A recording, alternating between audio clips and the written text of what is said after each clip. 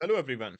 दोस्तों, अभी रिसेंटली हमें एक न्यूज़ सामने देखने को मिली।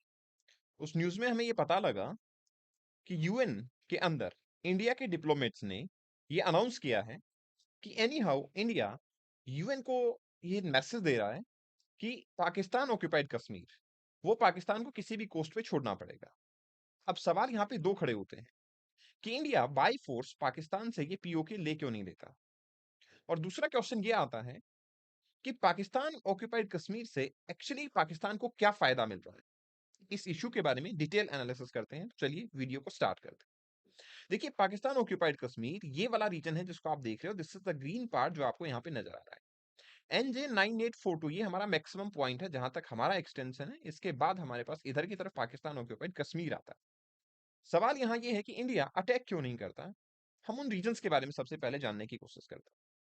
देखिए, आपको पता है हिस्टोरिकली ही इंडिया एक पीसफुल रेजोल्यूशन पे काम करता आया है। 1972 का सिमला एग्रीमेंट, लाहौर डिक्लेरेशन ऑफ 1999, जिसमें इंडिया ने हमेशा बायलैटरल डायलॉग्स के ऊपर फोकस किया है। और इंडिया ने ये बोला है क्योंकि ये इंटरनल मैटर है हमारा, तो इसमें हम किसी भी इंटरनेशनल बॉडी को नहीं लाना चाहते। तो इंडिया चाहता है पीसफुली और बेसिकली डिप्लोमेटिक रिलेशन से ये चीज सॉल्व हो। दूसरा इंपॉर्टेंट चीज है न्यूक्लियर रिस्क। देखिए, दोनों ही कंट्री, चाहे वो पाकिस्तान हो चाहे वो इंडिया की बात हो, दोनों ही कंट्री न्यूक्लियर पावर कंट्री हैं। एंड दैट्स व्हाई अगर इस तरीके से अटैक होता है तो ये न्यूक्लियर एस्केलेशन को बढ़ा देगा। अब सवाल ये है कि उससे इंडिया को क्या फर्क पड़ता है। देखिए, फर्क पड़ता है, आप यहां पे देखिए।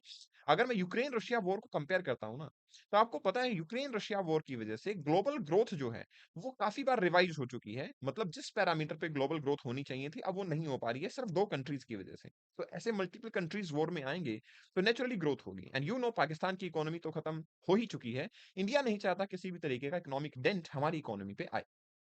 दूसरा, इंटरनेशनल डिप्लोमेसी एंड इमेज की बात आती है। देखिए, इंडिया जो है ग्लोबल लॉ एंड ऑर्डर को अपहोल्ड करता है। इंडिया डिप्लोमेटिक रिलेशन से इकोनॉमिक इंटरेस्ट को सेफगार्ड करते हुए नॉन एग्रेशन की पॉलिसी से एग्जीक्यूट करता है हर एक डिसीजन को। दैट्स व्हाई इंडिया इसके ऊपर अटैक नहीं करना चाहता। Apart from this, economical and developmental focus naturally post 2014 अगर मैं बात करूं तो इंडिया का फोकस इकोनॉमिक ग्रोथ पे, इंफ्रास्ट्रक्चर डेवलपमेंट पे, डिजिटल ट्रांसफॉर्मेशन पे काफी ज्यादा है। अगर हम यहाँ पे ग्रो कर पाएंगे तो नेचुरल सी बात है हम फिर अदर पावर्स के अंदर भी काफी आगे होंगे। जैसे कि आपको पता है इंडिया थर्ड लार्जेस्ट इकोनॉमी बनने जा रहा है वर्ल्ड की। तो नेचुरली हमें वो अपनी रिस्पॉन्सिबिलिटी से ही अचीव हो पाएगा, ऐसे अचीव नहीं हो पाएगा।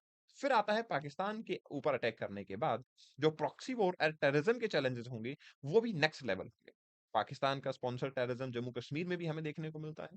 तो इंडिया काउंटर टेररिज्म पे फोकस करता है। तो ऐसा ना हो कि हमारी इंटरनल वीकनेस ही एकदम से स्टार्ट हो जाए। तो first of all India think कि यहाँ के लोगों को कॉन्फिडेंस में लेना वो भी काफी ज्यादा जरूरी है। फिर आता है इंटरनल डिसेंट इन पीओके इटसेल्फ। देखिए, पाकिस्तान ऑक्यूपाइड कश्मीर के अंदर डिसकंटेंट जो है वो बढ़ता जा रहा है क्योंकि लैक ऑफ एडमिनिस्ट्रेशन है, पॉलिटिकल सेपरेशन देखने को मिलते हैं। तो इंडिया ये बिलीव करता है कि पाकिस्तान ऑक्यूपाइड कश्मीर के जो लोग हैं वो धीरे धीरे अपने आप ही ये डिमांड कर देंगे कि हम इंडिया के अंदर ऐड होना चाहते हैं, हम पाकिस्तान की तरफ से कोई इन्फ्लुएंस चाहते ही नहीं है। एंड एट दैट टाइम, जैसा कि राजा हरी सिंह से मदद मांगने पे मदद की गई थी, वैसी मदद शायद इंडिया उस नाम पे करे और पाकिस्तान ऑक्यूपाइड कश्मीर को कंट्रोल में ले। इसके अलावा आते हैं डिप्लोमेटिक और इकोनॉमिक प्रेशर ऑन पाकिस्तान। देखिए, इंडिया की धीरे धीरे जो डिप्लोमेसी है ऑल ओवर द वर्ल्ड वो बढ़ती जा रही है। और उसी तरीके से इंडिया पाकिस्तान को डिप्लोमेटिकली आइसोलेट करता हुआ नजर आता है, उसकी टेररिज्म की एक्टिविटीज को एक्सपोज करता हुआ नजर आता है, ताकि ये किया जा सके कि पाकिस्तान एक्चुअली एक पीसफुल नेशन नहीं। आपको भी पता है मोस्ट फेवर्ड नेशन का स्टेटस इंडिया ने पाकिस्तान से ले लिया था। इसके अलावा जो भी ट्रेड रिलेशन थे इंडिया के वो पाकिस्तान से खत्म हो चुके हैं। हर बार इंडिया ये कोशिश करता है कि जो भी आपकी ग्रुप्स हैं, जो पाकिस्तान के अंदर टेररिस्ट ग्रुप हैं, उनको terrorism international level of terrorism के अंदर डिक्लेयर करना चाहिए। और पाकिस्तान एफएटीएफ की भी ग्रे लिस्ट में आता है, तो ये इंडिया के लिए डिप्लोमेटिकल विन विन सिचुएशन। अब सवाल यहाँ ये है कि पाकिस्तान को एक्चुअली पाकिस्तान ऑक्यूपाइड कश्मीर को गेन करने से या ऑक्यूपाई करने से क्या फायदा मिल रहा है। देखो, सबसे पहला तो एक स्ट्रेटेजिक बफर आता है। नेचुरल सी बात है, पाकिस्तान को काफी बड़ा खतरा है इंडिया से, कि अगर इंडिया के साथ डायरेक्टली बाउंड्री यहां शेयर हो रही है तो इतनी बड़ी बाउंड्री और बढ़ेगी तो पाकिस्तान के लिए वो खतरा बढ़ेगा।